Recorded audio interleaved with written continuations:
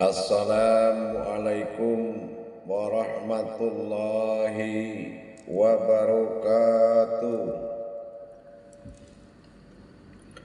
Alhamdulillahi rabbil alamin. Assalatu wassalamu ala asrafil anbiya'i wal mursalin Sayyidina wa maulana Muhammadin. Ashhadu an la ilaha illallah wa ashhadu anna Muhammadar Rasulullah. Allahumma sholli ala Sayyidina Muhammadun musabbihil wal ikram ya wal jalila wal ikram. Subhanal malikul quddus subhanatil izzati wa azzamati wa haibat wal qudrat wal sultan wal kamal wal jamal wal kibriyai wal ijabar wa tahirin wal mujahidina amma ba'du ibadallah wa ittaqullah. Bersyukur kita kepada Allah dengan mengucapkan alhamdulillahirabbil alamin atas segala karunia, limpahan rahmah dan hidayahnya, serta dengan izinnya juga kita dapat menjalankan amanahnya, beramal dan beribadah zahir batin dunia dan akhirat. Bersalam kita tidak akan pernah kita lupakan.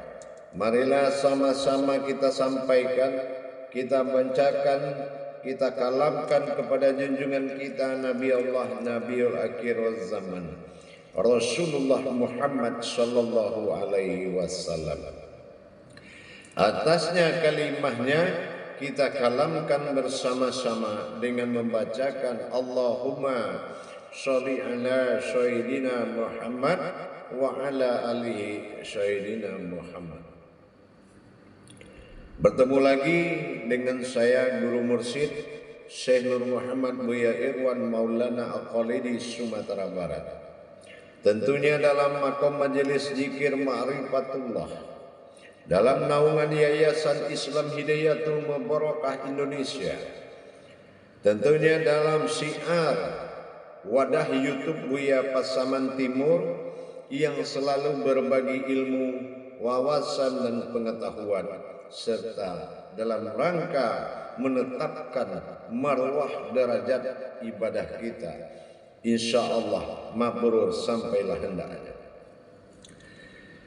Alhamdulillah, para kaum muslimin dan muslimat dimanapun berada rahimakumullah, kalau kita melihat kepada derajat dalam perintah Allah, ini adalah salah satu tujuan kita, mendapatkan nilai dan derajat. Karena Allah dalam prasangka umatku sendiri katanya, maka janganlah kita mengadakan prasangka atau mengadakan kedudukan yang lemah di dalam menjalankan ibadah. Kedudukan yang lemah yang dimaksud adalah ibadah yang tidak bermartabat. Apa tidak bermartabat? Kalau martabat itu nilai tambah yang sudah mencapai ilmu, itu dinamakan martabat. Maka dalam waktu dan kesempatan ini, saya akan memberikan suatu pandangan atau kita akan berbagi wawasan mengenai asal daripada usul sholat. Nah gitu. Kenapa ada asal usul sholat? Kalau kita tinjau dari akidah, dari sisi sunnah dan amaliyah, Rasulullah telah membawa sebuah hikmah besar berupa sholat. Dan Rasulullah juga telah menjemput Al-Quran juga sebagai ibadah sa'adiyah kita kepada Allah, sholat sebagai syahadah. Tetapi perlulah kita memahami, karena apabila kita mengerjakan sesuatu pekerjaan, yang kita tidak terbawa atau tidak merasakan nilai dari semua yang kita kerjakan, ini tidak mendapatkan apa yang Allah janjikan seperti hidayah, barokah, karomah. Ini tidak akan kita dapati. Nah, untuk itu kita coba melihat dari sisi perbuatan yang akan kita lakukan. Ini juga kita harus tahu. Contohnya apa? Kita mendengar azan. Ini yang membuat azan ini sampai ke kita. Tentulah kita harus tahu. Oh, ini tugas saya seperti ini. Ini makomnya maghrib. Berarti ini tugas saya begini dalam sholat nanti. Dan saya harus bisa menjadikan seperti ini. Jadi kita tahu hubungan Baitullah yang ada di ibadah sholat ini. Nah, kita lihat kenapa Allah jadikan sholat ini tepat pada 5 perjalanan. Kalau dalam amaliyah dikatakan 5 waktu. Waqto'ah aja dengan ba'da itu sudah menimbulkan makna yang berbeda. Waktu dengan waktu yang ba'da ini sangat luar biasa perbedaannya. Dengan waqto'ah atau waktu yang ditetapkan seperti hitungan Masehi, Hijriyah atau Qamariyah, itu berbeda waktunya. Jadi maknanya itu berbeda. Jadi kenapa ada 5? Satu pertanyaan. Yang kedua, ini secara hakikat ya jemaah para hadirin, bukan secara amaliyahnya. Kalau amaliyah ini kan adalah risalah atau riwayat yang diterima oleh akal dan diimani oleh hati. Beda dengan kita mentadabbur kajinya. Kenapa dia harus 5 dan mengalami rakaat yang berbeda? Ada yang 4 zuhur, 4 asyar, 3 maghrib, 4 isya, 2 subuh. Nah, ini juga akan melahirkan makna-makna yang berbeda. Padahal kalau kita sholat, itu yang kita kerjakan tuh maknanya ikamatis, perjalanan mendirikan waktu dan mendirikan sholat ini beda dengan ifa'alus, hanya mengerjakan yang bersifat amaliyah. Itu beda.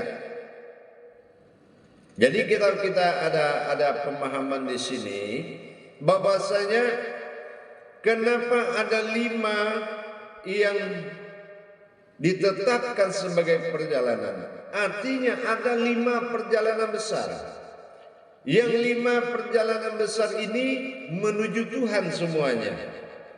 5 ini kodrat dari sholat yang 5 tadi. Yang pertama, ada yang disifatkan kepada jasad atau alam. Nah, jasad atau alam ini menyembah. Ya. Nah, ini dikatakan jasad. Jasad mencari ruh. Nah, ruh ini hayat, makhluk. Makhluk pun dia punya Tuhan dan punya kewajiban bertasbih kepada Allah. Ini makhluk. Nah, jasad, ruh. Yang ketiga, nur. Nur ini hayatnya Allah yang mengabdi kepada Allah. Nur fil abdihi ilallah. Nur itu ada yang menyembah. Dan zat. Nah, ini asal usul dari nur tadi. Nah, zat ini adalah kodrat. Kodrat ini jatuhnya kepada amaliyahnya, kodratnya adalah jasad. Ini zat. Cuma zat ini yang bersifat fana, jasad. Nah, yang kelima, ini adalah batin. Nah, batin ini adalah kodrat. Jadi ada jasad, ada ruh, ada nur, dan ada zat, dan ada batin. Kelima-limanya ini adalah kodrat bagi Allah. Ada yang menjadi kehidupan, ada yang menjadi hidup, ada yang menjadi makhluk, ada yang menjadi kodrat alam, dan ada yang menjadi hayat. Nah, ini beda-beda. Nah, yang kelima-limanya ini tadi, ini adalah yang dipecah menuju 5 waktu. Nah, 5 waktu contohnya nur. Nur ini masuk ke dalam kodrat zuhur. Nah, ini zuhur. Karena masuk zuhur ketemu dengan 4 kodrat lagi. Dia pecah 4 pada kodrat zuhur. Apa jatuhnya? Nur Adam Sahadah ilmu. Nah, ini nur jatuhnya. Akhirnya nur Adam Sahadah ilmu ini adalah mendirikan hayat Allah dan menenggelamkan hayat daripada alam nurul. Nah, ini nurul ala nurin, berdirinya nurullah dan tenggelamnya segala nurul yang menjadi dari nur Muhammad. Nah, ini berdirilah semacam nurullah, atau dikatakan naik kubah, nur yang naik kubah. Ini jatuhnya pada jam 12. Ya, jam 12. Nah, yang 12 ini 1, 2, 3.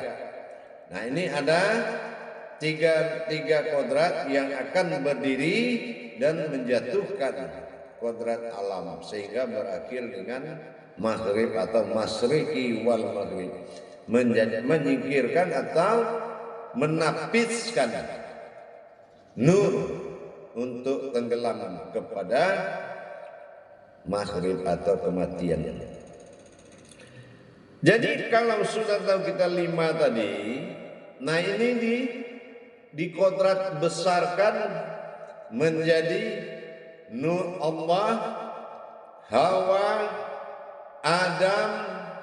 Nah, di sini ada kodrat Muhammad dan Ahzab, yaitu alam yang menampung. Jadi kalau kita paham kenapa 5 ini bertajali pada 17 rakaat. Nah, apa yang dikatakan 17 rakaat? Nah, inilah yang dibagi tadi, ya, yang dibagi menjadi 17. Jadi kalau bertajali kita lihat jam 5 itu jam 17 rakaat ini masa menghadap sifat kepada zat. Sifat itu kodratnya 7, zat kodratnya 1. Jadi 17 ini adalah masa sifat kepada zat.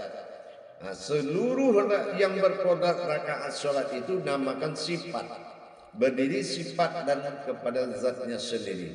Nah, inilah yang dikatakan sifat dan zat dengan 17 dalam 5 tauhid. Itu kita lihat dari sisi kedatangan besarnya 5 kodrat penyembah Allah. Ya, 5 kodrat yang bertuhan kepada Allah, itu 5 kodrat.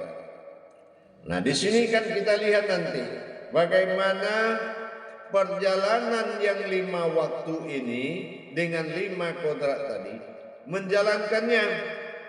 Nah, kita harus tahu yang 5 ini dia adalah yang dinapiskan untuk menghadap kekuatan kodrat yang ada dalam Al-Fatihah. Itu setiap sholat begitu. Apabila berdiri Fatihatun Nasr, berdirinya kodrat batin Allah yang bersifat diri, maka tenggelamlah seluruh diri. Seluruh kodrat akan tenggelam dengan hadirnya diri yang berhadapan dengan Allah dalam maqam Al-Fatihah. Jadi yang jumlah rakaat-rakaat ini dia akan terhimpun menjadi satu diri. Apabila satu diri ini sudah diikomatkan dia berdiri, maka seluruh kodrat rakaat yang isinya adalah alam itu akan tunduk kepada diri yang berdiri. Nah, tunduknya apa? Diri yang berdiri adalah menghadap alam yang berakaat 4 akan menjadi yang menyembah. Inilah yang dikatakan imaminullah atau khalifah di muka bumi. Inilah yang akan kita bawa, ya. Jadi dengan kita membawa dia sujud kepada Allah, Rabbana lakal hamdu min samawati wa min fil ard. Nah, ini lihat di saat kita berdiri setelah ruku. barulah kita membawanya sujud kepada wujud ilah badal tunggalnya Allah. Nah, inilah diri sifat penghulu humul dari segala kekuatan diri. Jadi kaitan rakaat dengan Al-Fatihah tadi yang didirikan setelah takbir ini mendirikan diri Fatihatun Nasun, bertajalli Allah secara batin, mendirikan diri batin di dalam alam batin. Nah, inilah yang akan mengimami seluruh alam kepada Allah untuk dalam rangka menyembah bagi alam, menghadap bagi diri Fatihatun Nasun tadi. Jadi kalau kita pelan-pelan kita sudah memahami bahwasanya alam ini akan baik kalau kita baik. Artinya kalau kita bawa mereka itu menyembah Allah sebagai khalifahnya di muka bumi, Rabbil Alamin, Tuhan dari sekalian alam, rahmatan fil alamin, berkodrat Muhammad bertajalli dalam batin Al-Fatihah, maka tidak mungkin murka alam ini kepada kita. Tidak mungkin jemaah. Alam tidak akan pernah memurkai sesuatu yang tidak dikehendaki oleh Allah. Tetapi apabila kehendak Allah pada diri, martabat kekhalifahan, martabat insaniyah Allah tidak menjadi di atas martabat arasnya alam, ini akan menjadi suatu permasalahan. Murkanya alam. Murkanya apa? Meratap alam ini. Harusnya engkau dijunjung, kami hargai, kami layani sesuai perintah Allah. Tapi kamu zalimi kami, kamu bikin tempat maksiat, kamu bermaksiat, dan kamu katakan kepada kami, ini adalah alam mati. Inilah murka. Tapi kalau kamu malu kepada kami, harusnya kami tersenyum, bintang tersenyum, matahari tersenyum, melihat khalifahnya, membuat kami menjembatani melihat Allah melalui dirimu. Tapi tidak kami harapkan seperti itu, tidak terjadi. Maka Allah memerintahkan murka. Kenapa? Diperintah pun atau tidak perintah pun, Allah audutillah, Allah menepati janjinya. Kami akan menghidang dan melayani orang-orang yang dimuliakan oleh Allah. Jadi di situ jamaah. Jadi benarnya kita harus mengetahui dan mendalami, menguasai apa perjalanan diri kepada Allah, atau disebut dengan ba'da. Ba itu adalah bara'ah atau bakah atau batin atau diri. Dal itu ba'da itu atau dal adalah perjalanan. Ini adalah perjalanan wujud dirinya Allah dalam masa insaniyahnya, amaliyahnya, menyembah dengan alamiahnya. Allahu alam. Ya, jadi kalau sudah kita sampai berpikir demikian, maka kita harus mempelajari kembali bagaimana perjalanan 5 kodrat perjalanan ba'da ini, sehingga kita sudah bisa merasakan kebenaran daripada perjalanan ini. Kita bisa merasakan kebenaran tentang apa yang kita kerjakan. Jamaah yang dirahmati Allah rahimahullah, hadirin dan hadirat, kaum muslimin dan muslimat dimanapun berada, dengan kita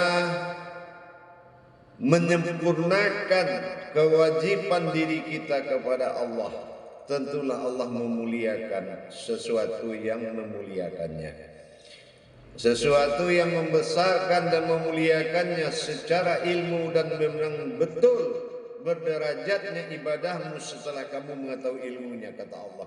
Jadi kita pelajari, pelajari perjalanan waktu yang dilambangkan pada masa 17 ini, ia bertauhid dengan 5 atau jam 5 jam 17 dalam keadaan sakaratul si sore hari. Ini alam sakaratul, berarti ibadah itu juga sakaratul.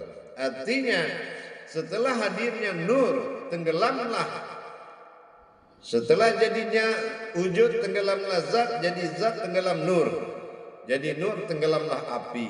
Jadi ini semuanya perjalanan yang sangat nyata.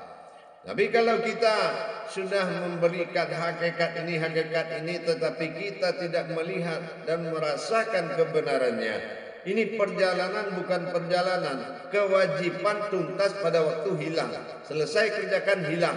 Ini bukan perjalanan. Ya, kalau ini memang din Islam ini dal alif nun dal perjalanan alif Allah nun itu adalah di hayat. Ini perjalanan di hayat kepada Allah. Ba'da ba itu batin dal perjalanan, saya ulangi. Berarti ini perjalanan, bukan selesai satu habis satu, selesai satu habis satu. Nah, makanya nggak berkah. Coba kita lihat sekarang hadirin jamaah. Banyak pencinta pengkaji ma'rifat, pengkaji segala ma'rifat. Lihat sholatnya. Ya. Nah, lihat sholatnya, lihat hayat hidupnya. Kenapa? Allah membuktikannya di situ. Kalau semua kita kaji tapi sholat aja nggak bisa. Kalau sekadar hanya hidup, yang di hutan itu juga hidup. Nah, ini juga harus kita wajib mendapatkan hakikat dari seluruh perintah Allah. Nah, itulah asal daripada 5 waktu tadi. Artinya 5 kodrat besar yang selalu bertuhan kepada Allah. Nah, inilah terjadi 5 kodrat di dalam 17 waktu. 17 kodrat ini harus benar-benar berjalan dalam 5 waktu. 4, 17, 1 dan 7. 7 berupa sifat hak yang menyembah, 1 berupa zat hak yang disembah. Ingat, makomnya adalah kodrat yang bersembunyi di balik rakaat. Nah, inilah yang akan bertajali dalam pandangan pensaksian fardu ain. Maka kita sholat adalah wujud pensaksian kepada Allah Subhanahu wa Ta'ala. Bagaimana kita membawa alam ini betul-betul ma'budu al-ma'bud, betul-betul dia menyembah kepada yang disembahnya. Mudah-mudahan di bawah keimaman kita, khalifaturahnya adalah manusia sebagai wujud Allah zahir yang batin yang terlihat pada zahirnya Allah. Mudah-mudahan bisa dipahami pelan-pelan. Nanti dalam tayangan berikutnya, dalam waktu yang tepat dan petunjuk yang benar, kita akan teruskan bagaimana mengupas usul zuhur, kenapa dia bernama zuhur, dan bagaimana pelaksanaan di dalam makom satu demi satu 5 langkah menuju Tuhan. Inilah sholat. Insya Allah mudah-mudahan bisa kita pahami dan kita belajar dengan baik. Mari kita belajar. Insya Allah sama-sama belajar kita. Alhamdulillah para jemaah sekalian, bagi yang ingin memperdalam wawasan dan ilmu pengetahuan secara hak, halalkanlah dirimu dan dapatkanlah hakmu dengan berbaiat. Mudah-mudahan mursyidmu adalah ahli dirimu sendiri. Jadi niatkan langkah dengan kaki yang benar, beribadahlah dan janganlah beribadah tanpa ilmu pengetahuan. Faqulu min bi khairi ilmin ya'malu wa amalahu madudatul la tughal. Beramal beribadah tanpa ilmu pengetahuan, maka amal ibadah itu tidak akan diterima dan dikembalikan. Jadi bagi yang ingin mendapatkan tuntunan amanah belajar, masuklah ke grup, bergabung di grup YouTube Buya Pasaman Timur untuk sama-sama beribadah kepada Allah dalam belajar seminggu sekali live, dan berbaiatlah dan berdaftarlah dengan baik, niatkan dengan baik. Jangan harapkan menimba ilmu, tapi harapkanlah hatimu yang membutuhkan ilmu, karena ilmu adalah titian menuju Tuhan, karena manusia adalah siratal mustaqimnya Allah. Jadi bagaimana kita bersiratal mustaqim, inilah titian. Sirat adalah tersirat, ya. Adalah diri, din adalah perjalanan, nas adalah manusia nur, dan mustaqim adalah jalan yang lurus. Manusia adalah suatu jalan yang lurus menuju Tuhan. Maka rapikan dirimu sebagai jalan. Jalan itu adalah dirimu. Hubungi nomor telepon saya 0813 9833 7904 Buya Pasaman Timur. Guru Mursyid insya Allah. Mudah-mudahan dengan adanya kita niat baik dan belajar, maka kita akan mendapatkan kenaikan kuantitas diri dan kenaikan kualitas ibadah. Ingat, semuanya butuh derajat. Barakallahu ya Karim ya Rahman ya Rahim. Akhirul kalam. Wabillahi taufiq wal hidayah. Wassalamualaikum warahmatullahi wabarakatuh.